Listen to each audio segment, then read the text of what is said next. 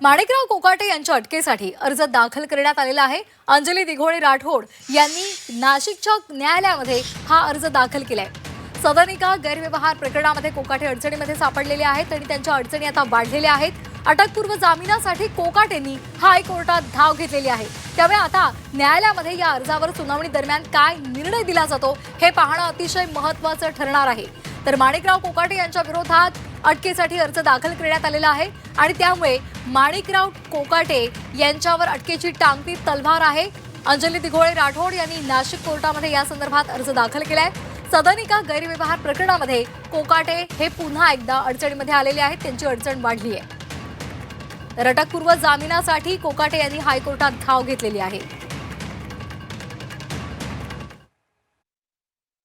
राज्याचे क्रीडा मंत्री कोकाटे यांना अटक होऊ शकते असं आहे। नाशिक जिल्हा सत्र न्यायालयाने तसे आदेश दिले आहे। अटक वॉरंट निघणार आहे, कसं बघते तुम्ही या सगळ्या प्रकारात? नाही, मला वाटतं की जे काही कायदेशीर कारवाई जे काही कोर्टाची असेल किंवा विधिमंडळ म्हणून असेल किंवा संविधानिक असेल, शेवटी कोर्टाची केस आहे, त्यांनाही वर जाण्याची संधी आहे, अपील करण्याची संधी आहे। किती दिवसात ते आदेश इम्प्लिमेंट वगैरे होतील हे तर सर्व संविधानिक आहे, कायदेशीर आहे, त्यामुळं कायदेशीर निर्णय होतील।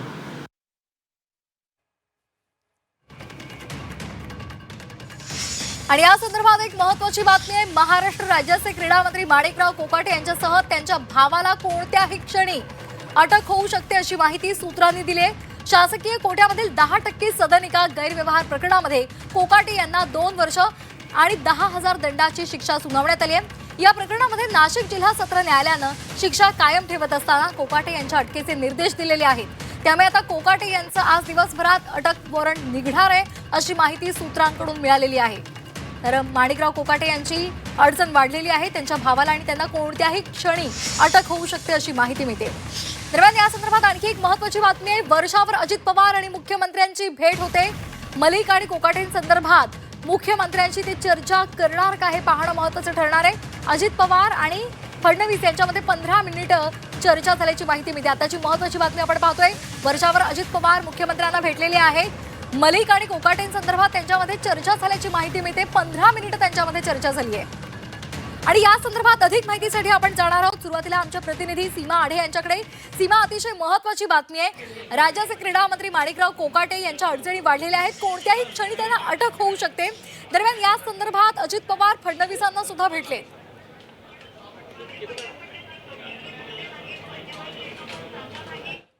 नक्की सध्या आपण पाहतोय महानगरपालिकेच्या निवडणुका जाहीर झालेल्या आहेत आणि या निवडणुका जाहीर झालेल्या असताना सध्या राष्ट्रवादी काँग्रेस पक्ष हा अडचणीत आल्याचं आपल्याला पाहायला मिळत आहे। कारण या पक्षाचे मंत्री माणिकराव कोकाटे सदनिका गैरव्यवहार प्रकरणी सध्या अडचणीत आलेत आणि त्यांना अटक कधीही होऊ शकते, त्यांचं मंत्रिपद जाऊ शकतं अशी दाट शक्यता आहे। यासाठी आता घडामोडींना मुंबईमध्ये खरं तर वेग आलेला आहे। आज सकाळीच देवगिरी निवासस्थानी अजित पवारांच्या काही महत्त्वाच्या बैठका पार पडल्या पक्षाच्या नेत्यांसोबत आणि त्यानंतर तिथून थेट ते वर्षा निवासस्थानी मुख्यमंत्री देवेंद्र फडणवीस यांना भेटण्यासाठी गेले। या बैठकीमध्ये नवाब मलिक आणि सोबतच मंत्री माणिकराव कोकाटे यांच्या संदर्भात चर्चा झाल्याची माहिती मिळते आणि या चर्चेनंतर ते थेट मंत्रालयात आले। आता मुख्यमंत्री देवेंद्र फडणवीस आणि उपमुख्यमंत्री अजित पवार यांच्यामध्ये तब्बल 15 मिनिटं चर्चा झाली। नक्की या संदर्भात काय करायचं आणि पुढे कशा पद्धतीनं या संदर्भात निर्णय घ्यायचे आहेत। ही बैठक झाल्यानंतर थेट अजित पवार या ठिकाणी म्हणजे मंत्रालयामध्ये आले। त्यांची प्री कॅबिनेटची बैठक पार पडली। प्री कॅबिनेटच्या बैठकीमध्ये खरं तर मंत्री माणिकराव कोकाटे हे आपल्याला कुठेही पाहायला मिळाले नाही अशी माहिती मिळत होती की ते आज अजित पवारांच्या भेटीसाठी मंत्रालयात येऊ शकतात, प्री कॅबिनेटमध्ये ते हजेरी लावू शकतात। सध्या आपण पाहतोय की मंत्री माणिकराव कोकाटे मंत्रालयामध्ये आले नाही आहेत, त्यांनी अजित पवारांची भेट घेतली नाही। सोबतच प्री कॅबिनेटकडे मंत्री माणिकराव कोकाटे यांनी पाठ फिरवली आहे। कारण आपल्याला माहिती आहे की सध्या यांचं प्रकरण हे सत्र न्यायालयामध्ये सुरू आहे। उच्च न्यायालयामध्ये खरं तर शिक्षेविरोधात त्यांना कुठेतरी दिलासा मिळावा यासाठी त्यांनी रिव्हिजन दाखल केल्याचं उच्च न्यायालयामध्ये दाखल केलेलं आहे। सध्या त्यांची धावपळ ही सुरू आहे। आता त्यांना संरक्षण मिळतं का, अटकेपासून त्यांना अगदी सीमा, आपण अशा जोडलेल्या एक महत्त्वाची बातमी समोर आली आहे। फडणवीस आणि अजित पवार यांच्या भेटीची इनसाइड स्टोरी समोर आली आहे। कोकाटेंची खाती कुणाला द्यायची ते सांगा असा प्रश्न देवेंद्र फडणवीसांनी अजित पवार यांना विचारल्याचं सूत्रांकडून कळतंय। आताची महत्त्वाची बातमी, मुख्यमंत्री आणि अजित पवार यांच्यामध्ये चर्चा सुरू आहे. त्या दोघांची भेट झालेली आहे आणि यावेळेला कोकाटेंची खाती ही कोणाकडे द्यायची असा प्रश्न या भेटी दरम्यान देवेंद्र फडणवीसांनी अजित पवार यांना विचारलेला आहे. ओम देशमुख आपले प्रतिनिधी आपल्यासोबत जोडले गेलेले आहेत. ओम, देवेंद्र फडणवीस आणि अजित पवार यांच्यामध्ये सध्या चर्चा सुरू आहे. अजित पवारांनी त्यांची भेट घेतलेली आहे आणि कोकाटेंची खाती कुणाला द्यायची असा प्रश्न त्यांनी अजित पवारांना विचारलाय. श्वेता, खरं तर मंत्री माणिकराव कोकाटे हे सातत्यानं वादग्रस्त विधानं या सगळ्या गोष्टीसाठी ओळखले जातात. त्यांना खरं तर जिल्हा न्यायालयानं आता त्यांच्या शिक्षेला जी आहे ती कुठलीही स्थगिती न देता 2 वर्षांची जी शिक्षा आहे ती कायम ठेवलेली आहे. या पार्श्वभूमीवरती आज खरं तर उपमुख्यमंत्री आणि राष्ट्रवादीचे अध्यक्ष अजित पवारांनी मुख्यमंत्र्यांची भेट घेतली. या प्रकरणामध्ये पुढं काय होणार या संदर्भात दोघांमध्ये चर्चा झाली. अंतिमतः या सगळ्या प्रकरणामध्ये जर हायकोर्टानं माणिकराव कोकाटेंच्या शिक्षेला स्थगिती दिली नाही तर माणिकराव कोकाटेंची खाती कोणाला द्यायची असा थेट सवाल मुख्यमंत्री देवेंद्र फडणवीसांनी उपमुख्यमंत्री आणि राष्ट्रवादीचे अध्यक्ष अजित पवारांना विचारलाय. तर जर हायकोर्टाने स्थगिती दिली नाही तर या सगळ्या प्रकरणामध्ये आपल्याला ही खाती दुसऱ्या कोणाला तरी हँडओव्हर करावी लागेल. अर्थात याचा अर्थ हा निघतो की माणिकराव कोकाटेंना आपल्या मंत्रिपदाचा राजीनामा द्यावा लागू शकतो. जर ही स्थगिती मिळाली नाही तर माणिकराव कोकाटेंचा मंत्रिपद जाऊ शकतं. त्या पद्धतीचेच एक संकेत आता या निमित्तानं मिळतात. हायकोर्टाच्या निर्णयाकडे आता खऱ्या अर्थानं सगळ्यांचं लक्ष लागले. माणिकराव कोकाटे हे खरं तर बनावट सदनिका मिळवण्याच्या प्रकरणामध्ये बनावट दस्तावेजांमुळे या प्रकरणामध्ये अडकले होते आणि त्यांना यापूर्वी देखील शिक्षा दिली होती, परंतु ती न्यायालयाकडनं रोखण्यात आली होती. मात्र काल जी सुनावणी झाली त्या सुनावणीमध्ये जिल्हा न्यायालयानं त्यांच्या या शिक्षेला कुठली स्थगिती दिली नाही. 2 वर्षांची शिक्षा आणि एकंदर 10,000चा दंड या दोन्ही गोष्टी कायम ठेवलेल्या आहेत. परंतु आज अजित पवार आणि मुख्यमंत्र्यांमध्ये झालेल्या चर्चेत हा सगळा मुद्दा समोर आलाय. त्यामुळे या संदर्भात जर हायकोर्टानं माणिकराव कोकाटेंना कुठली स्थगिती त्यांच्या शिक्षेला दिली नाही तर कोकाटेंचा राजीनामा निश्चित आहे. त्यामुळे आता हायकोर्टाच्या निर्णयाकडे सगळ्यांचं लक्ष लागले. मुख्यमंत्र्यांकडनं तर या सगळ्या संदर्भात थेटपणे सवाल विचारण्यात आलाय. जर माणिकराव कोकाटेंचा स्थगितीचा मुद्दा पुढे आला आणि स्थगिती त्यांच्या शिक्षेला मिळाली नाही तर त्यांची खाती कोणाला द्यायची. त्यामुळे आता हायलाईट्स आणि सगळ्यात महत्त्वाची नजर, सगळ्यात महत्त्वाचा मुद्दा हा हायकोर्टाच्या निर्णयावर अवलंबून आहे. त्यामुळे हायकोर्ट माणिकराव कोकाटेंच्या शिक्षेला स्थगिती देतोय का यावरच माणिकराव कोकाटेंचं मंत्रिपद अवलंबून असेल. अगदी ओम, आणखी एक महत्त्वाचा मुद्दा म्हणजे नांदेडचा दौरा रद्द करून अजित पवार फडणवीसांच्या भेटीला पोहोचले आणि त्या संदर्भातली इनसाइड स्टोरी ही आपल्याकडे आलेली आहे. आणखी कोणकोणत्या मुद्द्यांवर चर्चा झाली? कारण जर हायकोर्टामध्ये कोकाटेंना जर त्यांच्या बाजूने निर्णय लागला नाही तर मात्र त्यांना अटक होऊ शकते आणि ही खरं तर खूप मोठी सरकारसाठी नामुष्की ठरू शकते आणि त्यामुळे कुठेतरी योग्य डिसिजन, योग्य निर्णय त्यांना घ्यावाच लागणार आहे.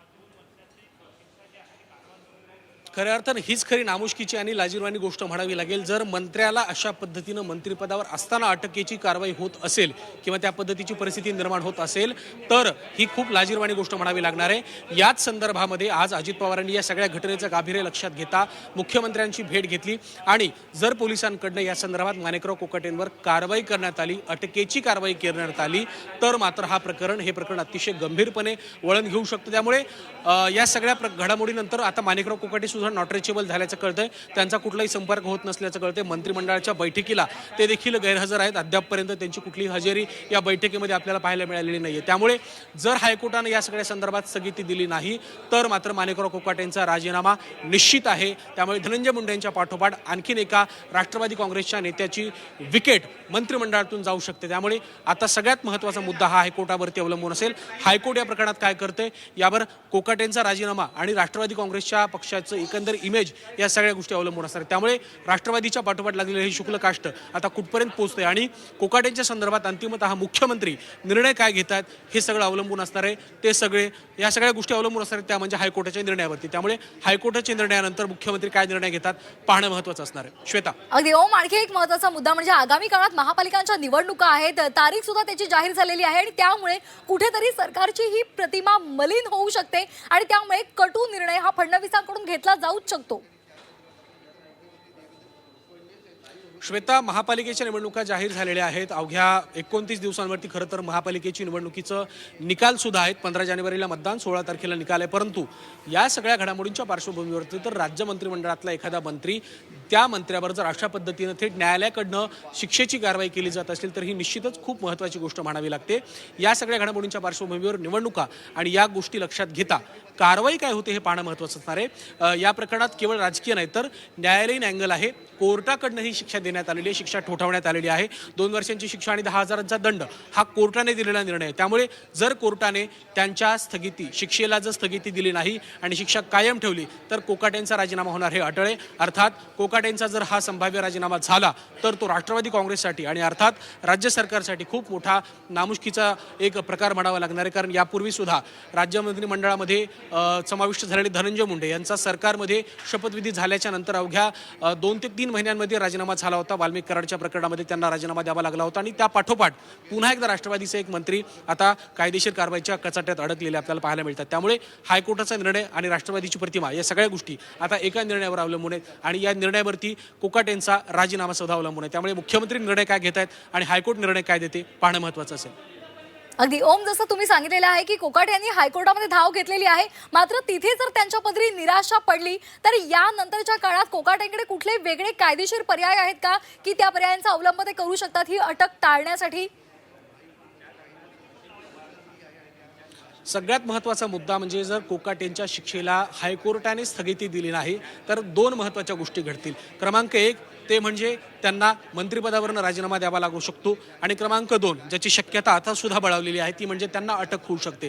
जर अशा परिस्थितीमध्ये कोकाटेंना राजीनामा द्यावा लागला आणि अटक जर त्यांना पोलिसांकडनं झाली तर त्यांच्या पुढे सर्वोच्च न्यायालयात जाण्याचा हा एक दुसरा पर्याय असू शकतो। अर्थात कायदेशीर दृष्ट्या या सगळ्या गोष्टी कायद्याच्या कसोटीवर कशा प्रकारे याची पडताळणी केली जाते हे देखील पाहणं महत्त्वाचं असणार आहे। परंतु ज्या परिस्थितीमध्ये हा सगळा घटनाक्रम घडतोय, महापालिका निवडणुका सुद्धा होत आहेत आणि याच सगळ्या घडामोडींच्या पार्श्वभूमीवरती कोकाटेंना जर राजीनामा द्यावा लागला, जर त्यांचं मंत्रिपद गेलं आणि हायकोर्टानं यामध्ये कुठलाही हस्तक्षेप करण्यास जर नकार दिला तर कोकाटेंपुढे सर्वोच्च न्यायालयात जाण्याचा पर्याय खुला राहतोय। परंतु सर्वोच्च न्यायालयात जाण्यापूर्वी ज्या पद्धतीचे संकेत आता मुख्यमंत्र्यांनी दिलेत की जर कोकाटेंना हायकोर्टाने दिलासा दिला नाही तर त्यांचा राजीनामा होऊ शकतो। अर्थात स्पष्टपणे कुठलीही गोष्ट समोर आली नसली तरी सुद्धा उच्च पदस्थ सूत्रांनी दिलेल्या माहितीनुसार आज मुख्यमंत्री आणि अजित पवारांमध्ये याच संदर्भात चर्चा झाली आहे। जर हायकोर्टाने कोकाटेंना दिलासा दिला नाही, त्यांच्या शिक्षेला स्थगिती दिली नाही तर मात्र कोकाटेंची खाती कोणाला द्यायची असा थेट सवाल मुख्यमंत्र्यांनी अजित पवारांना विचारला आहे। त्याचा अर्थच असा होतो की जर कोकाटेंना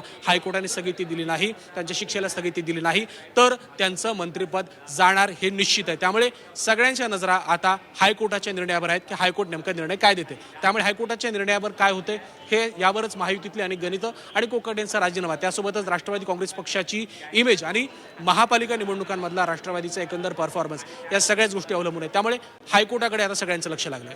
अगदी सीमा आणि ओम, धन्यवाद तुम्ही दिलेल्या या सविस्तर माहितीसाठी।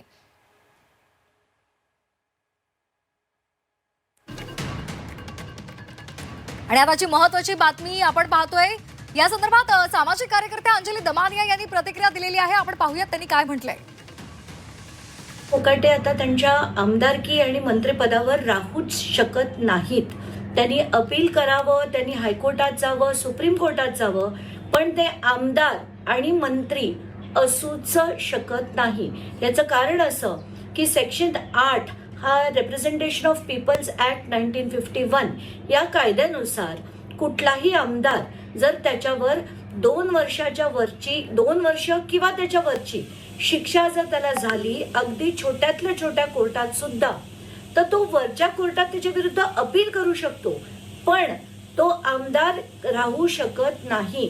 त्याच्या पहिल्या दिवशीपासून हे ऍप्लिकेबल आहे।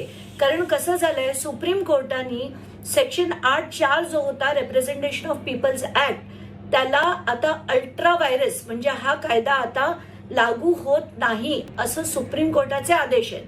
त्या आदेशाप्रमाणे आता 8(4) जर नसेल तर माणिकराव कोकाटे वरच्या कोर्टात नक्कीच जाऊ शकतील, दाद मागू शकतील, पण पहिल्या दिवशीपासून त्यांची आमदारकी आणि मंत्रीपद याचा त्यांना तातडीने डिस्क्वालिफिकेशन हे महाराष्ट्र सरकारतर्फे झालं पाहिजे।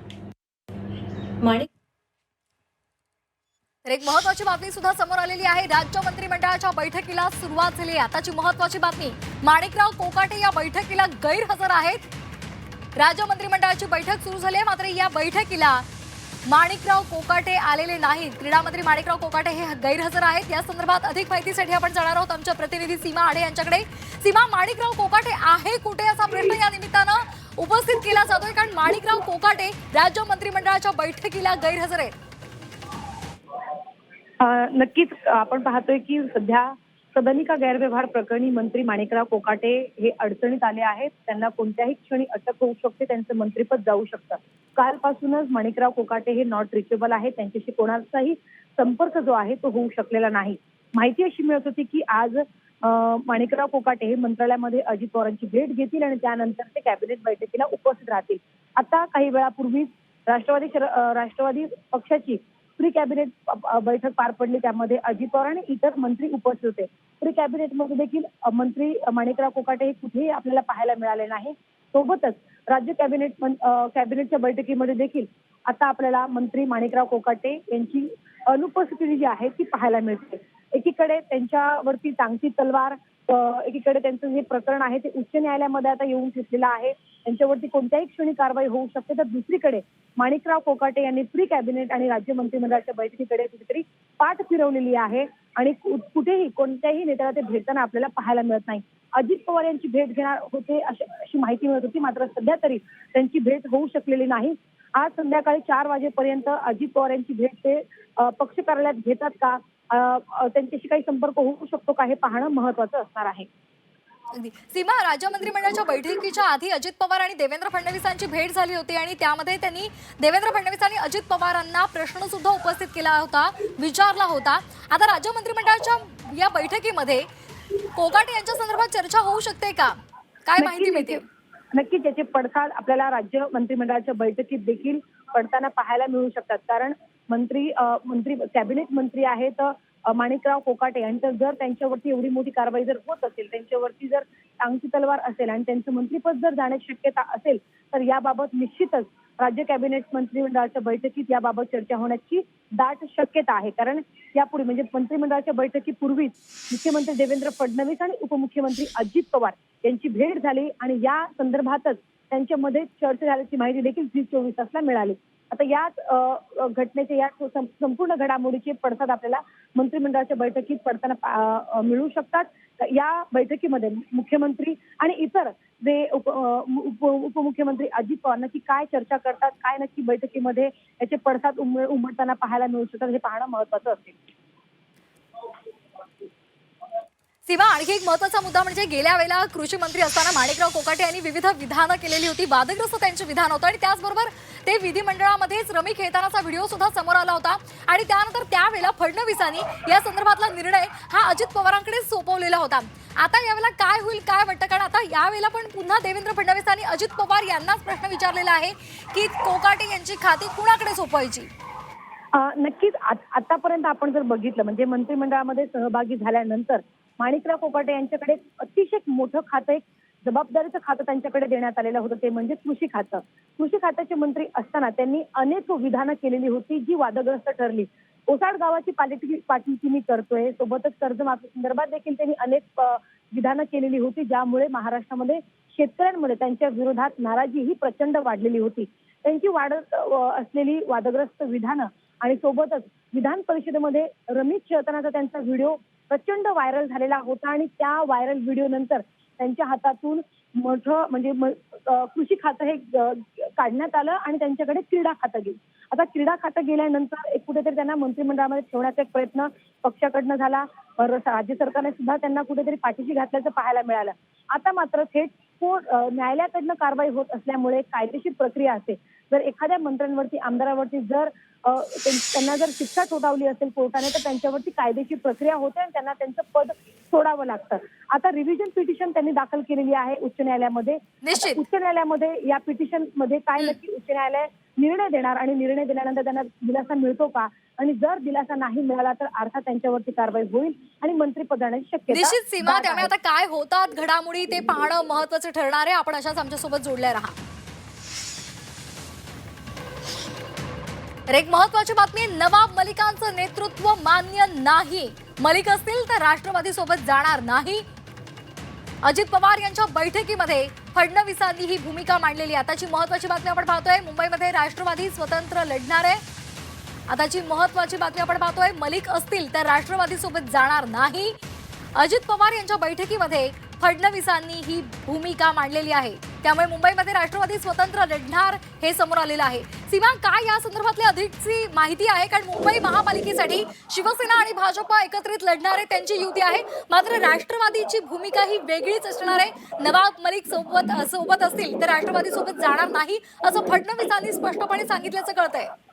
नक्कीच आतापर्यंत आपण पाहत होतो की मुंबईतले नेते हे नवाब मलिक यांचा विरोध करत होते. आज अजित पवार आणि मुख्यमंत्री देवेंद्र फडणवीस यांची जी भेट झाली वर्षा निवासस्थानी, त्या भेटीमध्ये नवाब मलिक यांच्या संदर्भात देखील चर्चा झाल्याची माहिती मिळते. आता काही दिवसांवरती मुंबई महानगरपालिकेची निवडणूक येऊन ठेपलेली आहे. युती आघाडी करण्यासंदर्भात राजकीय पक्षांकडे अवघे काही दिवस उरलेत. अशाच आजच्या बैठकीमध्ये मुख्यमंत्र्यांनी देखील थेट भूमिका मांडलेली आहे की जर ते सोबत असतील तर आम्ही सोबत लढू शकणार नाही. तर कुठेतरी आता राष्ट्रवादी पक्ष सुद्धा आता मुंबईमध्ये कुठेतरी आता आपल्याला स्वतंत्र लढताना पाहायला मिळू शकतं. आज सकाळीच नवाब मलिक यांच्या कन्या आमदार सना मलिक यांनी अजित पवारांची भेट घेतली देवगिरी निवासस्थानी. त्यांच्याकडे 2 रिपोर्ट सना मलिक यांनी सादर केले मुंबई संदर्भात की किती जागांवरती आपला पक्ष लढणार आहे आणि सध्याची परिस्थिती काय आहे. जर आपण एकटे लढलो तर किती पक्ष सध्या मुंबईमध्ये मजबूत आहे. या संदर्भात 2 रिपोर्ट प्राप्त झाल्यानंतर लगेचच अजित पवार यांनी काही मिनिटातच मुख्यमंत्र्यांची भेट घेतली आणि या भेटीदरम्यान या संदर्भात चर्चा झाल्याची माहिती मिळते. जर देवेंद्र फडणवीस यांनी सुद्धा जर आपली भूमिका आता स्पष्ट केल्याचं पाहायला मिळते, त्यामुळे नवाब मलिक यांना विरोध कायम दिसून येतोय आणि त्यामुळे कुठेतरी राष्ट्रवादी अजित पवार गटाला मुंबईमध्ये कुठेतरी आता स्वबळावरती निवडणूक लढावी लागणार आहे आणि त्या पद्धतीने आता पक्षाची तयारी पक्षाला आता सुरू करावी लागणार आहे. आज संध्याकाळी देखील अजित पवारांच्या उपस्थितीमध्ये काही महत्वाच्या पक्षाच्या बैठका पार पडणार आहेत. MMR रिजन मधले जे महत्वाचे पदाधिकारी आणि नेते आहेत त्यांना सुद्धा बोलवलं जाणार आहे आणि सोबतच मुंबई संदर्भात देखील बैठक पार पडेल. मुख्यमंत्र्यांनी आपली भूमिका स्पष्ट केल्यानंतर आज संध्याकाळी अजित पवारांच्या बैठकीमध्ये नक्की काय घडतं हे पाहणं महत्वाचं असेल. त्यामुळे बैठकीमध्ये आता कोणकोणत्या मुद्द्यांवर चर्चा होते आणि या महत्वाच्या मुद्द्यांसंदर्भात काय नेमके निर्णय घेतले जातात हे पाहणं महत्वाचं ठरणार आहे. धन्यवाद सीमा, दिलेल्या माहितीसाठी.